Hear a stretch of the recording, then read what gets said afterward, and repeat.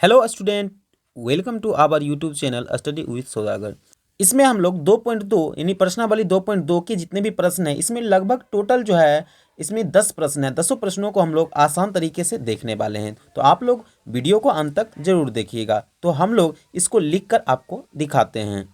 पहला प्रश्न कहता है, यदि किसी संख्या के आधे में से 1/4 घटाया जाए तो 1/8 प्राप्त होता है, तो संख्या ज्ञात कीजिए। सबसे पहले हमको संख्या नहीं मालूम है तो हम लोग मान लेंगे, लिखेंगे माना की संख्या बराबर एक्स। क्या माने हैं? एक्स।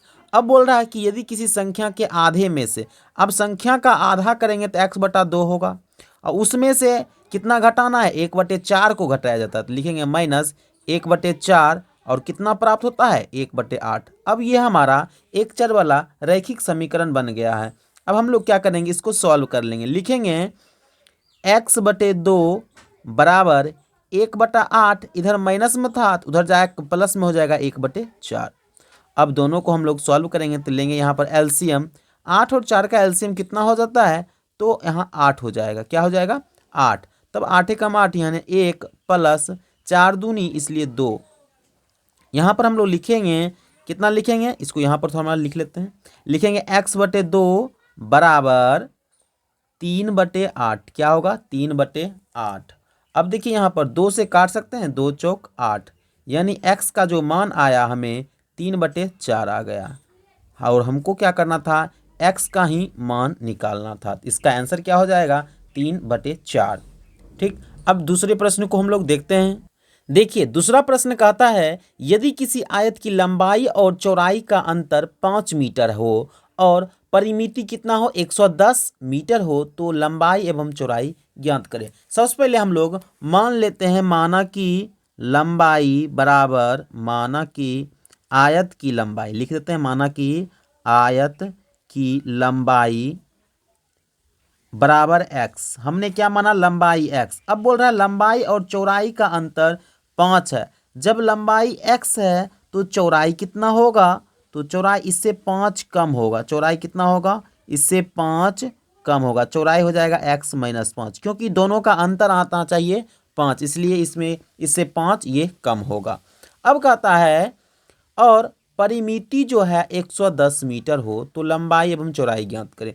तो हम लोग जानते हैं आयत का परिमिति क्या होता है, तो लिखेंगे आयत का परिमिति यानी परिमाप बराबर क्या होता है? 2 इंटू लंबाई प्लस चौड़ाई।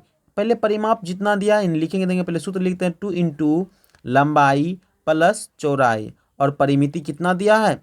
110 मीटर बराबर 2 इंटू लंबाई कितना है? x, और चौड़ाई है x - 5। इसको हम लोग लिखेंगे 110 बराबर 2 इंटू एक्स। एक्स क्या हो जाएगा? 2x - 5। ठीक। इसको लिख सकते हैं 110 बराबर 4x - 10। ठीक। अब इस 10 को इधर भेजाओ तो लिखेंगे 110 प्लस 10 बराबर 4x। यहाँ हो जाएगा 120 बराबर 4x। अब यहाँ से हम लोग x का मान निकाल सकेंगे। लिखेंगे 120/4। 120 क्या लिखेंगे? 4 बराबर x। यहाँ पर काटेंगे तो हमें कितना आ जाएगा? 30। ये जो आया है हमें x का मान आया है, यानी x बराबर क्या आया? 30। यानी लंबाई जो आया है वो कितना आ गया? 30 मीटर। तब हम चौड़ाई निकाल लेंगे। चौड़ाई कितना हो जाएगा? x - 5, इसीलिए हो जाएगा 30 - 5 यानी 25 मीटर। इस तरह आसानी से सेकेंड प्रश्न को भी हम लोग देख लिए हैं।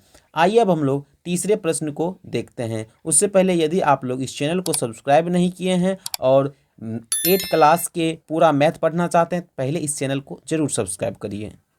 देखिए तीसरा प्रश्न कहता है कि चीनी के मूल्य में 25% की वृद्धि होने पर अब 1 केजी चीनी का मूल्य 32 रुपया है, तो प्रारंभ में चीनी का मूल्य प्रति किग्रा कितना था? देखिए इसमें जो है चीनी के मूल्य में 25% की वृद्धि हुई और पहले जितना था मूल्य वो हमें मालूम नहीं है, लेकिन अब जो 25% वृद्धि होकर हुई वो 32 रुपया प्रति केजी है। ठीक। तो हम लोग लिखते हैं माना की चीनी का प्रारंभ में मूल्य कितना हो जाएगा एक्स रुपया, कितना एक्स रुपया। अब देखिए प्रारंभ में एक्स था और उसमें 25% की वृद्धि हुई, तब ने उसका मान यानी उसका मूल्य 32 रुपया हुआ। तो हम लोग लिखेंगे क्या 25% वृद्धि करने पर 25% मूल्य में 25% की वृद्धि करने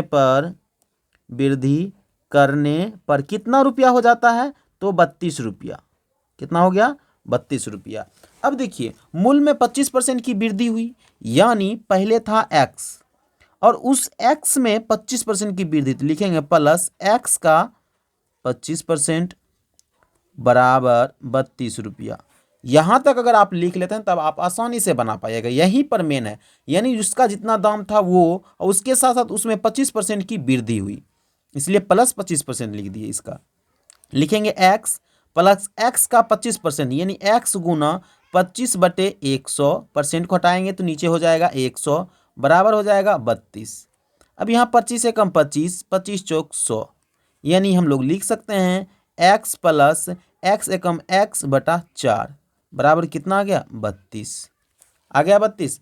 अब नहीं कुछ तो यहाँ पर बटा 1 हो सकता है। 1 और 4 का एलसीएम कितना होगा 4, इधर हो जाएगा 4x, कितना होगा 4x और इधर हो जाएगा x, इतना बराबर 32। कहने का मतलब इसमें आ गया 4 एक कितना 5x बटा 4 बराबर कितना 32 आ गया। इसलिए लिखेंगे 5x बराबर 32 गुना 4, 32 गुना क्या लिखेंगे 4, तो हो जाएगा 5x बराबर 32 चौक कितना होता है, तो 32 चौक होगा 128, 128। इसलिए x का मान पूछ रहा है, तो 128 बटा 5, इसको 5 से भाग देते हैं तो 5 से होगा 5 दूनी 10, उसके बाद 5 25 3, इसलिए 5.6, 5 25 अब बच गया 3, इसलिए 5 6 क्या होगा 30। यहाँ पर लगभग कहने का मतलब 25 रुपया 60 पैसा इसका प्रारंभ में कीमत था यानी मूल्य था। उसी में 25% बढ़ा उसके मूल्य में, तब उसका कितना हो गया, तो उसका हो गया 32 रुपया। इस तरह आप समझ गए होंगे। आइए अब हम लोग चौथे प्रश्न को देखते हैं। देखिए चौथा प्रश्न जो कहता है वो कहता है दो विभिन्न मूल्य वाली 35 कलमों का कुल मूल्य जो है 60 रुपया है।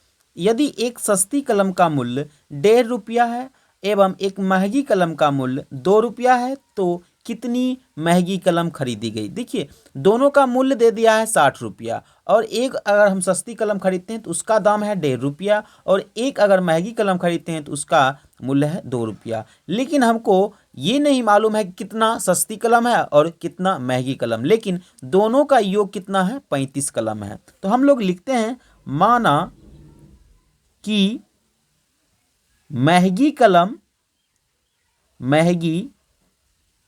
कलम बराबर x। यदि x महंगी कलम है तो सस्ती कलम कितना होगा, तो सस्ती कलम हो जाएगा, क्योंकि टोटल है 35 कलम, टोटल कितना है 35 कलम, तो हम लोग लिखेंगे सस्ती कलम 35 माइनस x। देखिए टोटल 35 है, उसमें से हमको अगर महंगी कलम को घटा देंगे तो हमें सस्ती कलम निकल गया, यहाँ तक निकल गया।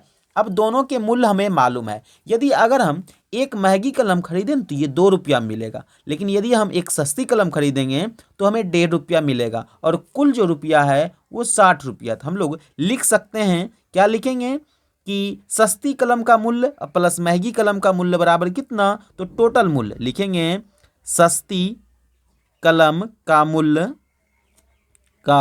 मूल्य कुल मूल्य लिखिए, मतलब जितना है टोटल, प्लस महंगी कलम का कुल मूल्य बराबर कितना हो जाएगा, तो टोटल जो दाम होगा यानी कुल मूल्य हो जाएगा।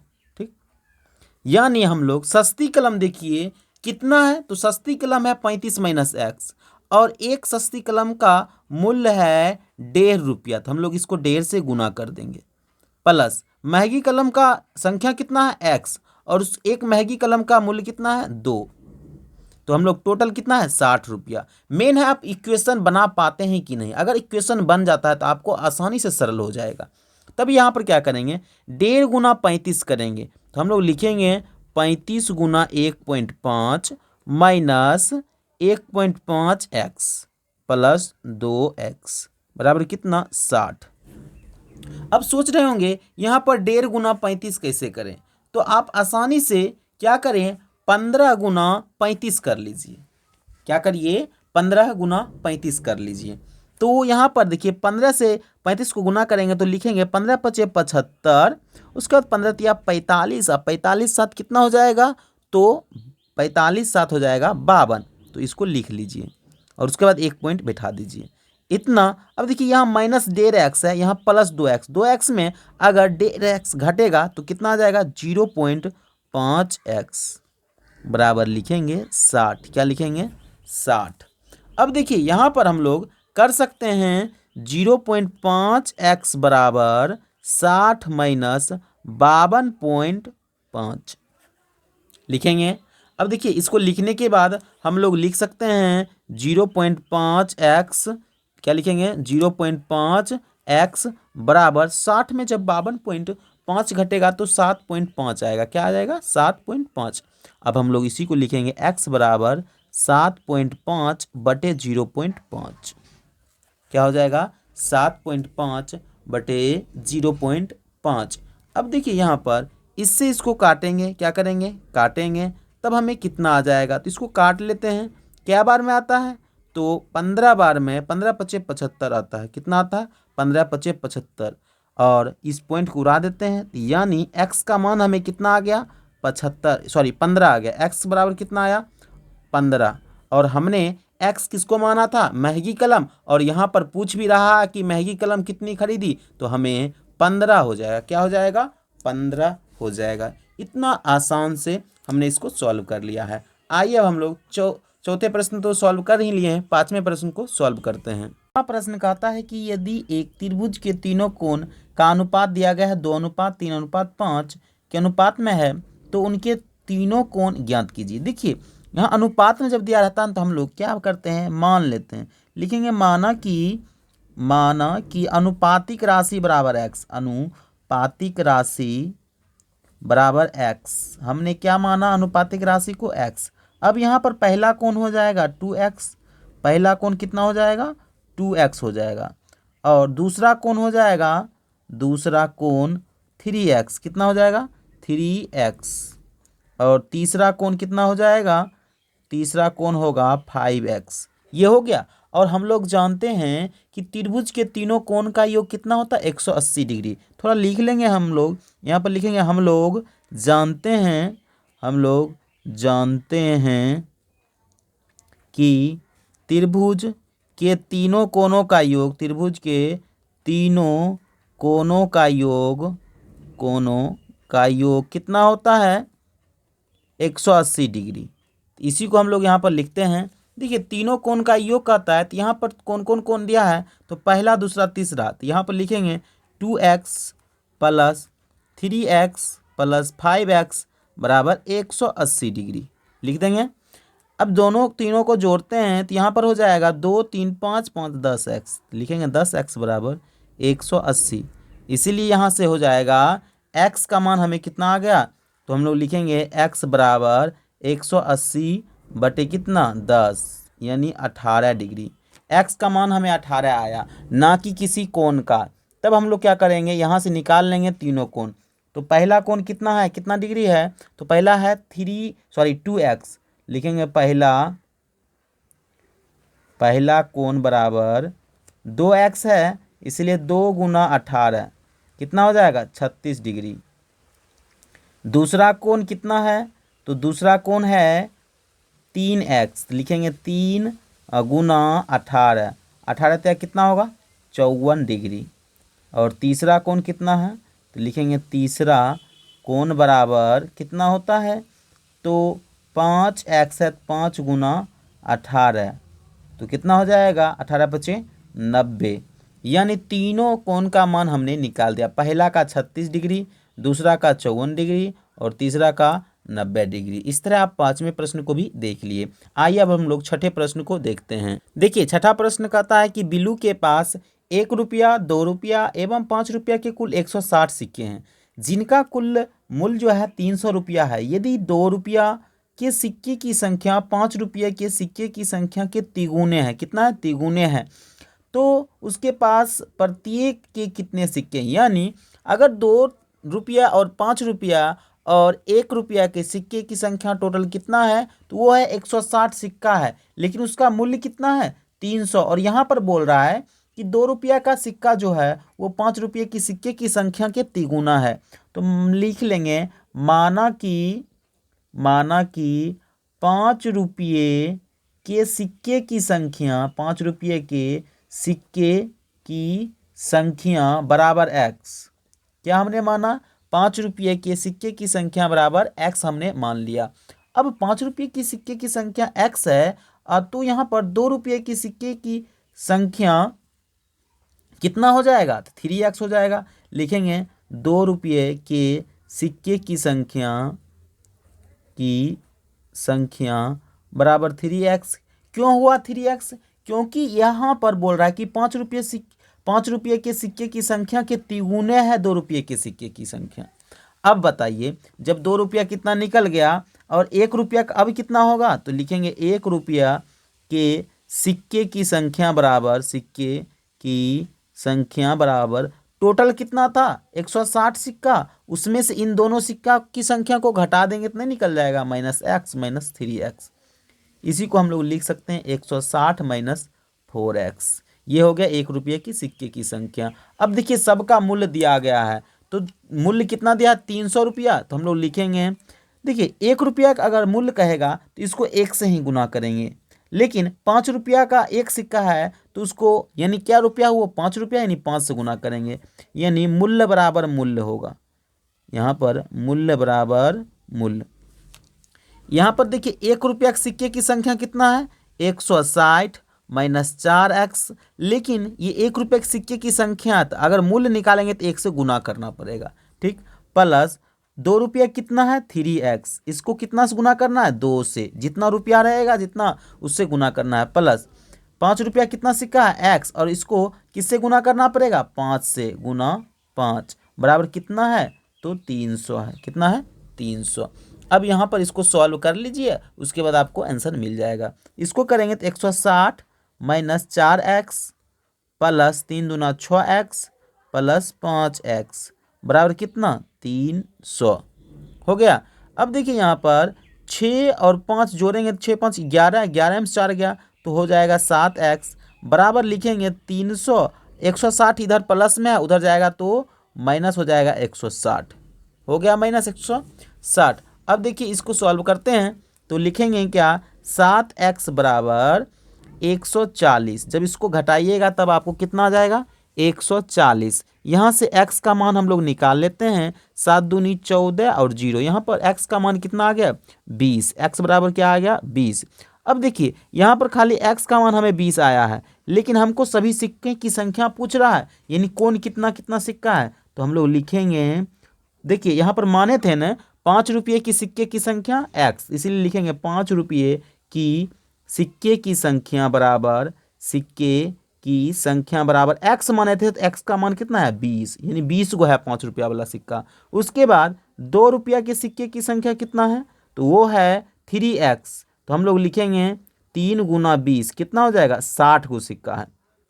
और 1 रुपया वाले सिक्के की संख्या, 1 रुपया वाले सिक्के की संख्या हो जाएगा कितना? 160 - 4x, यानी इसको करेंगे तो 160 - 4 गुना 20, यानी 160 माइनस कितना? यहाँ पर कट गया है, थोड़ा सा इधर कर लेते हैं। 160 - 80, यानी 80 सिक्का हो जाएगा। इस तरह आप तीनों सिक्के को आसानी से निकाल लिए हैं। आइए अब हम लोग अगले प्रश्न को देखते हैं, यानी क्वेश्चन नंबर 7 को। देखिए 7वां प्रश्न कहता है कि पिता ने अपने 3 संतानों के बीच अपनी संपत्ति का बंटवारा 1:2:3 के अनुपात में करता है, ठीक, और अपने लिए 1 लाख रुपया रखता है। यदि उसकी कुल संपत्ति 2.5 लाख है तो वही 2.5 लाख की हो तो प्रत्येक संतान को हिस्से के रूप में क्या मिला। देखिए साथ साथ 1 लाख रुपया वो अपने भी रखता है और उसके बाद 1.5 लाख में इन तीनों पुत्र को भी बांटता है, और तीनों पुत्र को समान नहीं बांटता। यहाँ पर उसके अनुपात दे दिया है, किसी को 1:2:3 के अनुपात में बेचता है। तब हम लोग इसको कैसे सॉल्व करेंगे? सबसे पहले अनुपात दिया है तो आप लोग क्या करिए, अनुपातिक राशि x मान लीजिए। लिखेंगे माना कि अनुपातिक राशि बराबर x, माना कि अनुपातिक राशि बराबर x। हमने अनुपातिक राशि को x माना। अब उसके पुत्रों के संपत्ति का अनुपात, उसके पुत्रों के संपत्ति का अनुपात कितना हो जाएगा, यानी पुत्रों की संपत्ति बराबर हो जाएगा, एक का अगर x होगा तो दूसरे का कितना होगा 2x, तीसरे का 3x। हम यहाँ पर डायरेक्ट लिख दिए हैं। ठीक, अब देखिए, और वो साथ साथ अपने लिए 1 लाख रुपया रखता भी है। टोटल उसके पास कितना है, 2.5 लाख है, 1 लाख रुपया रखता भी है। तो अपने पुत्र के साथ कितना बांटता है, तो पहले ये लिख लेते हैं कुल संपत्ति उसके पास कितना है। कुल संपत्ति जो है उसके पास 2.5 लाख है। कुल संपत्ति कितना है, 2.5 लाख, यानी 2.5 लाख। और 3 गो पुत्र के साथ बांटता है, यानी x plus 2x plus 3x, साथ साथ 1 लाख रुपया रखता भी है। और टोटल तब है 2.5 लाख। तो हम लोग लिख सकते हैं कि x और 2x और 3x को जोड़ेंगे तो 6x होगा, बराबर 2.5 लाख माइनस 1 लाख। कितना होगा, 2.5 लाख माइनस 1 लाख, यानी 6x का मान हो जाएगा 1.5 लाख। अब 1.5 लाख को इस तरह नहीं लिखिए, अब इसको आप डिजिट में लिख लीजिए। कहने का मतलब आप इसको लिखिए 6x बराबर 1,50,000 ऐसे। ठीक, इतना हो गया। तब x का मान निकालिएगा तो 1,50,000, ठीक, बटे कितना हो जाएगा 6। कितना हो गया 6। अब 6 से इसको हम लोग क्या करेंगे, भाग देंगे। 6 से जब भाग देंगे तो हमें आ जाएगा 25,000। कितना आ जाएगा 25,000। ये x का मान आया है। अब हमको पूछा क्या है, प्रत्येक संतान को कितना हिस्सा मिला। तो पहले संतान को कितना मिला होगा, तो पहले संतान को x मिला है, इसलिए लिखेंगे पहले संतान को कितना मिला x, यानी 25,000, तो लिखेंगे 25,000। दूसरे संतान को कितना मिला है, तो दूसरे संतान को मिला है 2x। दूसरे संतान को संपत्ति कितना मिला 2x, 2 गुना 25,000 करेंगे, यानी जब 2 गुना 25,000 करेंगे तो हमें आ जाएगा 50,000। और तीसरे संतान को कितना मिलेगा, तो तीसरे संतान को मिला कितना 3x, यानी 3 गुना 25,000। जब इसको करेंगे तो कितना हो जाएगा 75,000। कितना हो गया 75,000, यानी पहले संतान को कितना मिला 25,000, दूसरे संतान को 5,000 और तीसरे संतान को 75,000 रुपया मिला। ठीक, इस तरह ये बन गया। आइए अब हम लोग अगले प्रश्न यानी 8वें प्रश्न को सॉल्व करते हैं। देखिए 8वां प्रश्न कहता है 11 के लगातार 3 गुणजों का योग 231 है, तो उन्हें ज्ञात कीजिए। कितना है 231। अगर आप मान लीजिए कि x जो है 11 का गुणज है, माना कि x जो है, माना कि x 11 का गुणज है। 11 का क्या है, गुणज है। गुणज का मतलब होता है उसका टेबल है। जब x पहला गुणज हो जाएगा, 3 को लगातार कहता है, एक अगर x है तो दूसरा, यानी पहला अगर x है तो दूसरा कितना होगा, तो दूसरा हो जाएगा x प्लस 11। तीसरा गुणज कितना होगा, तो तीसरा गुणज हो जाएगा x प्लस 22। ठीक, अब क्या करता है, कहता इन तीनों का योग, यानी पहला दूसरा तीसरा का योग जो है वो है 231। लिखेंगे x plus 11 plus x plus 22 बराबर कितना है 231। तीनों का योग हमने किया, एक पहला हो गया, ये दूसरा हो गया, ये तीसरा। इन तीनों गुणजों का योग कितना हो गया 231। अब हम लोग लिखते हैं x और x, यहाँ पर 3 को x हो जाएगा तो लिखेंगे 3x प्लस 11 और 22 जोड़ेंगे तो कितना होगा 33 बराबर 231 हो गया। इसलिए लिखेंगे 3x बराबर 231 माइनस 33। इसलिए 3x का मान कितना आ गया, तो 198 आ गया। कितना आया 198। और 3 से काटेंगे, 3 छक 18, 3 छक 18, तो x का मान हमें कितना आया 66 आ गया। ये x का मान आया है, यानी पहले गुणज का मान जो आया है वो कितना आया है, पहला गुणज का जो मान आया है वो है 66। और दूसरे का कितना हो जाएगा, दूसरा इसमें प्लस 11 करना पड़ेगा, तो 66 में प्लस 11 करेंगे, यानी 66 प्लस 11 तो हमें आ जाएगा 77। और तीसरा का कितना हो जाएगा, तो तीसरा का हो जाएगा 66 में हमें 22 जोड़ देना है। कितना जोड़ना 22, तो इसको जोड़ेंगे तो 88 आ जाएगा। कितना आ जाएगा 88। इस तरह आप 8वें प्रश्न को भी सॉल्व कर लिए हैं। आइए अब हम लोग 9वें प्रश्न को सॉल्व करते हैं। देखिए 9वें प्रश्न कहता है संकुल संसाधन केंद्र मध्य विद्यालय फरना में आयोजित बाल मेले में प्रत्येक विजेता को 2 कलम एवं विजेता को छोड़कर शेष सभी को 1 कलम दिया जाता है। ठीक, यदि 100 छात्रों के बीच 120 कलम दिए गए तो विजेताओं की संख्या ज्ञात करना है। यानी अगर जो विजेता होता है यानी उसमें जीतता है तो उसे 2 कलम दिया जाता है और जो नहीं जीत पाता है उसे 1 कलम दिया जाता है। यानी टोटल 100 विद्यार्थी ने उसमें भाग लिया और उसमें 120 कलम बट गया, तो आपको ये पता करना है कि कितना उसमें विजेता हुआ था। हम लोग मान लेते हैं, माना कि विजेता की संख्या कितना है x। अब बताइए अगर टोटल उसमें 100 छात्र था, विजेता x है, तो जो नहीं जीता यानी ओनली फॉर भाग लिया यानी उप विजेता बोल सकते या नहीं जीतने वाला की संख्या कितना होगा? नहीं जीतने वाला की संख्या 100 माइनस x होगा। क्यों? क्योंकि टोटल 100 है विद्यार्थी, उसमें से x विद्यार्थी विजेता है, तो नहीं विजेता वाला कितना है? तो 100 माइनस x। अब कहता है जो विजेता है ना उसको 2 कलम दिया जाता है। विजेता को कितने कलम दिया जाता है?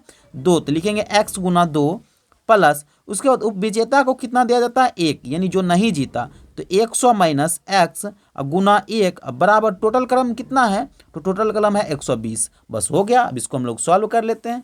लिखेंगे 2x प्लस 100 माइनस x बराबर 120।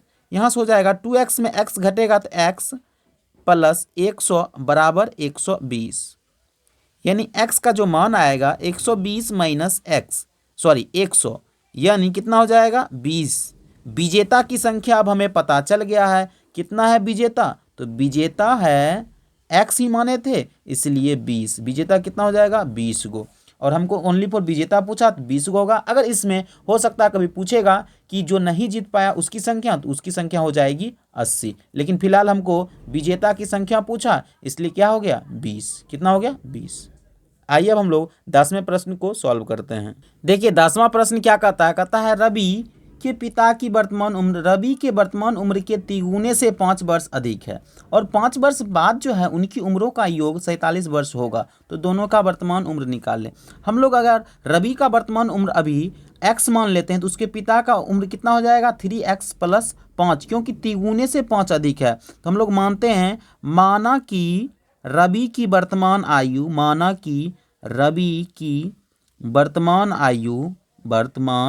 आयु बराबर कितना हो जाएगा? x वर्ष। क्या हो जाएगा? x वर्ष। तो उसके पिता की वर्तमान आयु कितना होगा? उसके पिता की वर्तमान आयु कितना हो जाएगा? 3x plus 5। क्यों हुआ? क्योंकि कहता है रवि के वर्तमान उम्र के तिगुने से 5 वर्ष अधिक है, इसलिए 3x प्लस 5 हो गया।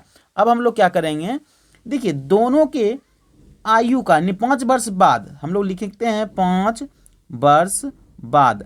ये बताइए 5 साल में ये बढ़ेगा तो ये भी बढ़ेगा, यानी 5 साल बाद रवि की आयु कितना हो जाएगा? रवि की आयु हो जाएगा x प्लस 5 और उसके पिता की आयु कितना हो जाएगा? 3x प्लस 5 और इन दोनों का योग जो है 47 है। हम लोग लिख सकते हैं x plus 5 plus 3x plus 5 बराबर कितना? 47। मेन बात यहाँ पर होता है कि आप समझ क्यों पाते। देखिए यहाँ पर 5 वर्ष बाद बोल रहा है उनकी उम्रों का योग, तो हम लोग 5 वर्ष बाद इतना कर लिए दोनों में, और उन दोनों का योग कितना है? 47। तो हम लोग यहाँ करते हैं x और 3x जोड़ेंगे तो 4x, 5 5 10 5 15 प्लस 15 बराबर कितना होगा? 47। 4x बराबर लिखेंगे 47 माइनस 15, इसीलिए 4x बराबर हमें कितना आ गया? 47 में से जब 15 को घटाएंगे तो 7 में से 5 गया 2 और यहाँ हो जाएगा 4 में से गया 3 32, 4 से काट देंगे 4 8 32। x का मान हमें कितना आ गया? 32। x का मान हमें कितना आ गया? 8। x का मान हमें आया है 8। और अभी हमने वर्तमान उम्र, रवि की वर्तमान उम्र ही x माने थे, इसलिए लिखेंगे रवि की वर्तमान उम्र क्या है? तो x यानी 8 वर्ष है और उसके पिता का वर्तमान उम्र 8, इसका तिगुने से 5 अधिक, यानी 3 गुना 8 प्लस 5, 24 प्लस 5 कितना हो जाएगा 29 वर्ष हो जाएगा। उसके पिता का उम्र कितना हो जाएगा 29 वर्ष और उसका उम्र हो जाएगा 8 वर्ष। इस तरह आपने इस चैप्टर में सभी प्रश्नों को देख लिया है। आई होप कि आपको यह वीडियो अच्छा लगा होगा, और साथ ही साथ यदि आप लोग को वीडियो अच्छा लगा तो इस चैनल को सब्सक्राइब करें और इस वीडियो को लाइक करें और अपने दोस्तों में ज़रूर शेयर करें। इसमें जो भी मेहनत लगा आप लोग का एक सपोर्ट से हमें और वीडियो बनाने का मौका मिलेगा, तो आप लोग इस वीडियो को ज़रूर सपोर्ट दें। तो मिलते हैं नेक्स्ट वीडियो में, तब तक के लिए जय हिंद दोस्तों, धन्यवाद।